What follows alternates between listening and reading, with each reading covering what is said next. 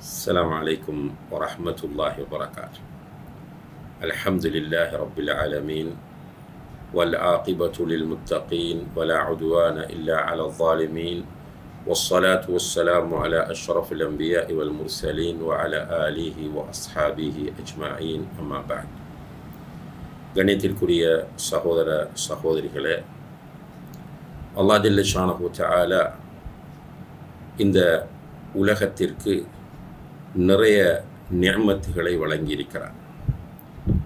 அவ்வாறு வழங்கப்பட்ட நிஅமத்துகளுள் மிகப்பெரிய ஒரு நிஅமத்தாகவும் அதே நேரத்தில் ரஹ்மத்தாகவும் மனித ஜின் மற்றும் ஏனைய படைப்புகளுக்கு ரஹ்மத்தாகவும் காணப்படக்கூடிய ஒன்றுதான் முஹம்மத் ஸல்லல்லாஹு அலைஹி வஸல்லம் அவர்களை இறுதி தூதராக அனுப்பி வைத்ததாகும்.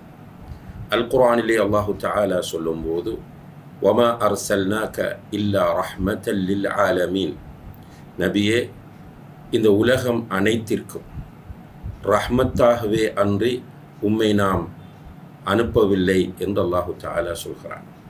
இப்போ அல்லாஹு தஆலா நபிகள் நாயகம் ஸல்லல்லாஹு அலைஹி வஸல்லம் அவர்களை முழு உலகத்திற்கும், முழு உலகம் என்றால் ஜின்கள், மனிதர்கள், ஏனைய படைப்புகள் அனைத்திற்கும் ரஹ்மத்தாக அல்லாஹு தஆலா ஆக்கியிருக்கிறார். ரஹ்மத் என்று சொன்னால் அன்பு, கருணை, இரக்கம் என்பது அர்த்தமாகும். அன்புள்ள சகோதர சகோதரிகளே, இவ்வாறு இந்த உலகத்திற்கு மிகப்பெரிய அருளாகவும் அன்பாகவும் அருட்கொடையாகவும் அனுப்பப்பட்ட முஹம்மத் ஸல்லல்லாஹு அலைஹி வஸல்லம் அவர்கள் தன்னுடைய 40வது வயதிலிருந்து 63வது வயது வரைக்கும் அல்லாஹுடைய இறுதி தூதராக செயற்பட்டார்கள். இந்த காலப்பகுதியில் பல்வேறு சிறப்பான இயல்புகளோடும் முன்மாதிரியான அம்சங்களோடும் அல்லாஹுடைய தூதர் ஸல்லல்லாஹு அலைஹி வஸல்லம் அவர்கள் வாழ்ந்து காட்டினார்கள். அந்த தொடரில் ஒரு தலைவராக நபிகள் நாயகம் ஸல்லல்லாஹு அலைஹி வஸல்லம் அவர்கள் இந்த சமுதாயத்தில் எப்படி இருந்தார்கள் என்பதை பற்றிய சில குறிப்புகளை இந்த இடத்தில் பதிவு செய்வது இந்த உலகத்தில் வரக்கூடிய வாழக்கூடிய எல்லா தலைவர்களுக்கும் ஒரு வழிகாட்டியாக அமையும் என்று நம்புகிறோம். நபிகள் நாயகம் ஸல்லல்லாஹு அலைஹி வஸல்லம் அவர்களை அல்லாஹு தஆலா ஒரு சமூக தலைவராக தேர்ந்தெடுத்தார். அதற்காக ஒரு சமூக தலைவரிடம் இருக்க வேண்டிய மிக முக்கியமான பண்பு நம்பிக்கை, நாணயம் என்பது, நேர்மை என்பது. இந்த நேர்மை, நம்பிக்கை, நாணயத்தை அவர்களுடைய சிறு வயதிலிருந்தே அல்லாஹு தஆலா கொடுத்து வளர்த்தெடுத்தார். எனவேதான் நபியாக அவர்கள் தேர்வு செய்யப்படுவதற்கு முன்னரேயே அந்த மக்கள் அவர்களை அல் அமீன், அஸ்ஸாதிக் என்று வாயார புகழ்ந்து பாராட்டினார்கள். அவர்களிடம் அல்ஹம்துலில்லாஹ் நேர்மை, நம்பிக்கை, நாணயம் 100% காணப்பட்டது. இரட்டை வேடம் என்கிற நிலையில் அவர்களுடைய வாழ்க்கை முறை இருக்கவில்லை.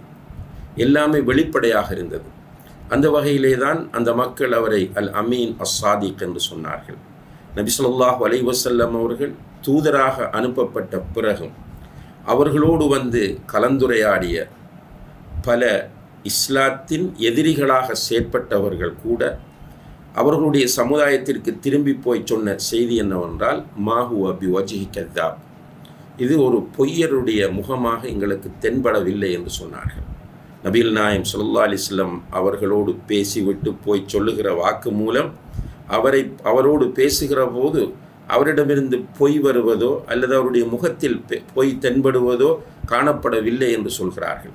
இப்போ உண்மையிலேயே ஒரு தலைவர் என்று சொன்னால் அந்த தலைவரிடத்தில் நம்பிக்கை இருக்க வேண்டும், நாணயம் இருக்க வேண்டும், நேர்மை இருக்க வேண்டும். இவ்வளவும் அல்லாஹுடைய தூதர் ஸல்லல்லாஹு அலைஹி வஸல்லம் அவர்களிடத்தில் தாராளமாக இருந்தது. இதிலே அவர்களை டேமேஜ் பண்ணக்கூடிய முறையில் யாரும் எதுவுமே சொல்ல முடியாது. சுப்ஹானல்லாஹ். அதே போல அன்புள்ள சகோதர சகோதரிகளே, ஒருவர் ஒரு சமுதாயத்தின் தலைவராக வருகிறார் என்றால் அவரிடத்தில் சமூக அக்கறை இருக்க வேண்டும். சமூக அக்கறை இல்லாத ஒருவர் ஒரு சமூகத்தின் தலைவராக இருப்பதற்கு எந்த வகையிலும் தகுதியற்றவராவார். நபி ஸல்லல்லாஹு அலைஹி வஸல்லம் அவர்கள் எந்த சமுதாயத்திற்கு தூதராக அனுப்பப்பட்டார்களோ அந்த சமுதாயத்தின் மீது முழுமையான அக்கறையோடு இருந்திருக்கிறார்கள். அதனால்தான் ஒரு நாள் அல்லாஹு தஆலா நபி ஈசா அலைஹிஸ்ஸலாம் அவர்கள் அல்லாஹ்விடத்தில் கேட்ட ஒரு துஆவை குர்ஆனில் இறக்கி வைக்கிறார். ஈசா அலைஹிஸ்ஸலாம் அவர்கள் தன்னுடைய சமுதாயத்திற்காக வேண்டி அல்லாஹ்விடம் துஆ செய்கிறார்கள். இன் துஅذிபுஹும் ஃபஇன்னஹும் இபாதுக். யா அல்லாஹ், நீ இந்த மக்களை தண்டிப்பதாக இருந்தால் இவர்கள் உன்னுடைய அடியார்கள். வ இன் தக்ஃபிர் லஹும் ஃபஇன்னக அன்தல் அஸீஸுல் ஹக்கீம்.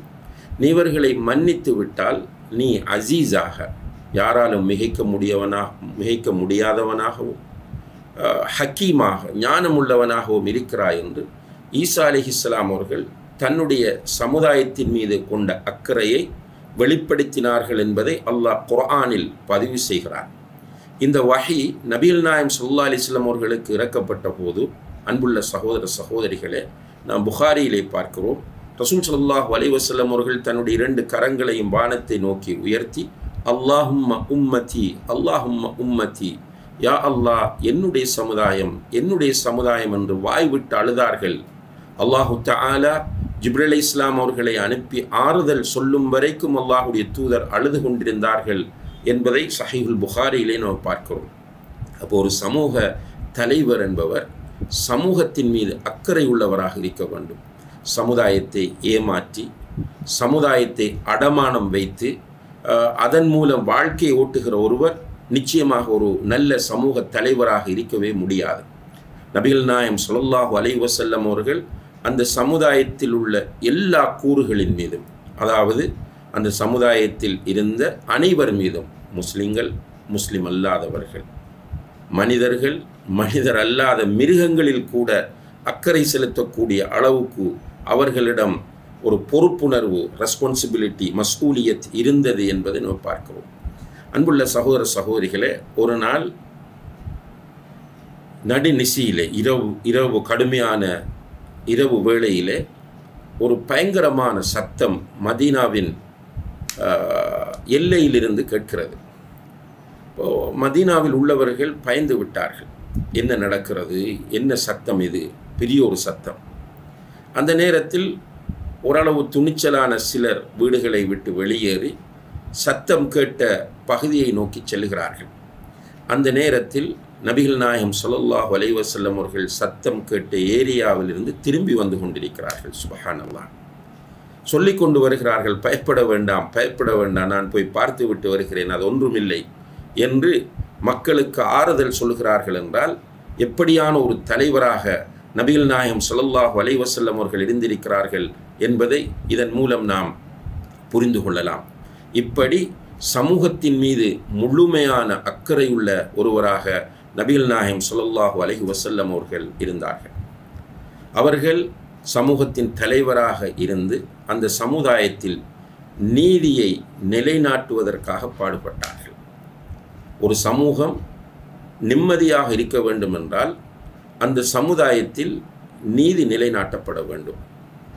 பொதுவாக தலைவர்கள் தமக்கென்று ஒரு சட்டமும் மற்றவர்களுக்கு என்று ஒரு சட்டமும், அதுபோல தமக்கு நெருக்கமானவர்களுக்கும் சமுதாயத்தில் வலிமை உள்ளவர்களுக்கு ஒரு சட்டமும் ஏனையவர்களுக்கு ஒரு சட்டமும் என்று சட்டத்தை பிரயோகிக்கிற ஒரு நிலையை நாம் காணக்கூடியதாக இருக்கிறது.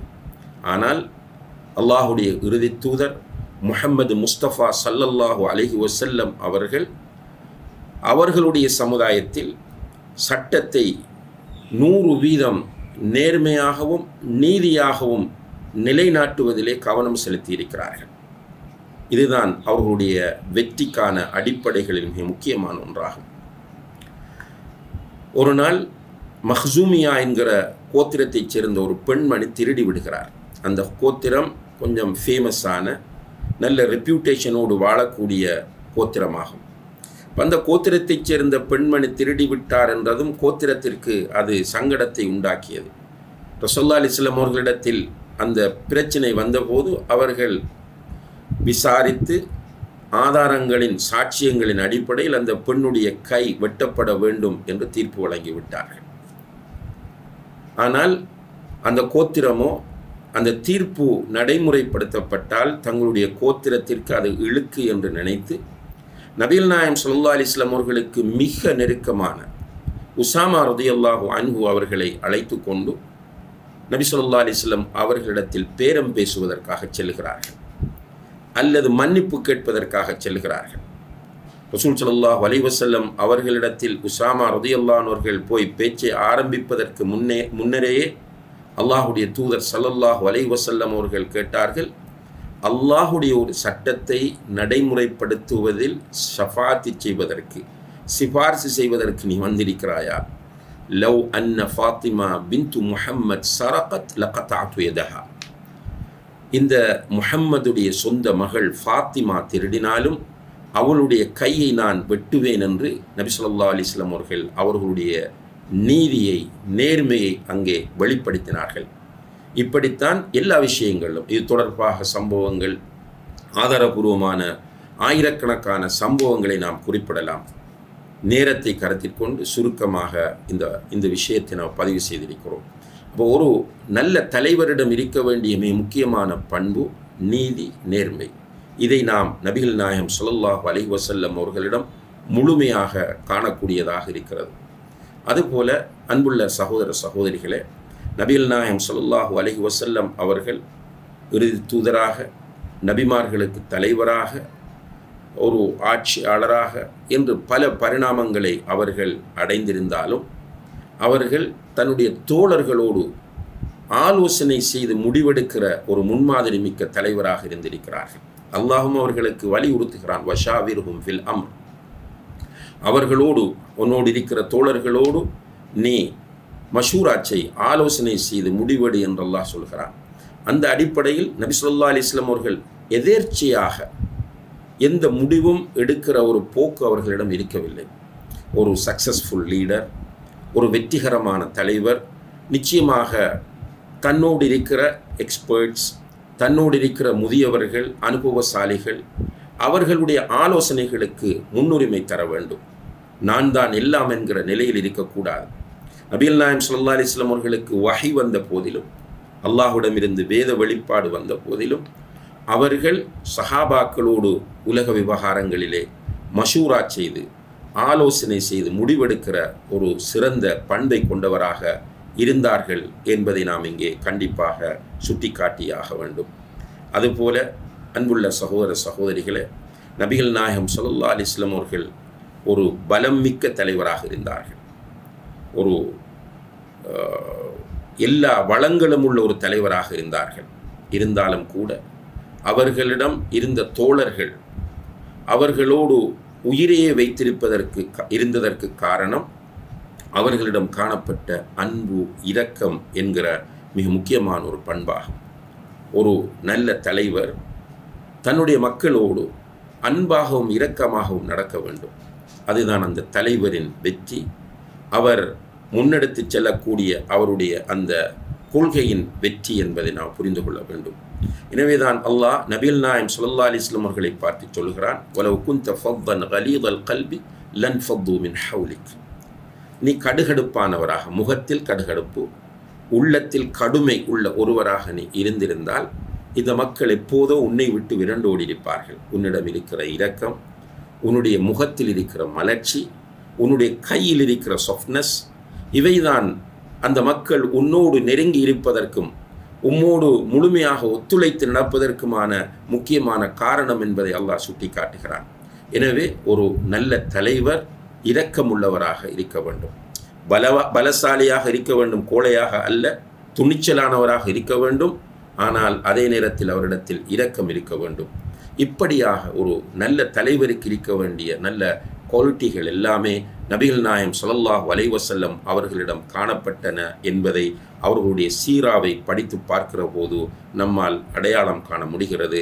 இப்படியான ஒரு தலைவரை நாம் அல்லாஹுடைய இறுதி தூதராக ஏற்றுக்கொள்ளக்கூடிய வாய்ப்பை அல்லாஹ் தந்ததற்காக நாம் எல்லோரும் அல்லாஹுக்கு நன்றி செலுத்தி அந்த தலைவரை உயிரை விட மேலாக நாம் எல்லோரும் நேசித்து அவர்களுடைய சுன்னாக்களை பின்பற்றி வாழ முயற்சி செய்ய வேண்டும். எல்லாம் வல்ல அல்லாஹ் அதற்கு நம் எல்லோருக்கும் தௌஃபிக் செய்வானாக. وآخر دعوانا أن الحمد لله رب العالمين والسلام عليكم ورحمة الله وبركاته.